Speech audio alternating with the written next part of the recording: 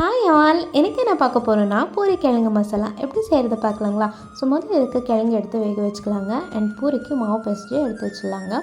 இப்போ கிழங்கு வெந்ததுக்கப்புறமா இப்போ கடாய் வச்சுருக்கேன். கொஞ்சமாக ஆயில் சேர்த்துட்டு கொஞ்சமாக சீரகம் கடலைப்பருப்பு சேர்த்து நல்லா ஃப்ரை பண்ணதுக்கப்புறமா 2 மீடியம் சைஸ் ஆனியன் நல்லா ஸ்லைஸாக கட் பண்ணி ஆட் பண்ணியிருக்கேங்க. அது கூட கொஞ்சமாக கருவேப்பிலை, பச்சை மிளகாய், கொஞ்சமாக இஞ்சி பேஸ்ட்டு சேர்த்துட்டு நல்லா ஃப்ரை பண்ணிக்கலாங்க. இப்போ ஒரு மீடியம் சைஸ் டொமேட்டோ நல்லா ஃபைனாக சாப் பண்ணி ஆட் பண்ணியிருக்கேங்க. அது கூட மஞ்சள் தூள், உப்பு சேர்த்து நல்லா ஃப்ரை பண்ணதுக்கப்புறமா இப்போது நம்ம வேக வச்ச உருளைக்கிழங்க மேஷ் பண்ணி இது கூட சேர்த்துக்கலாங்க.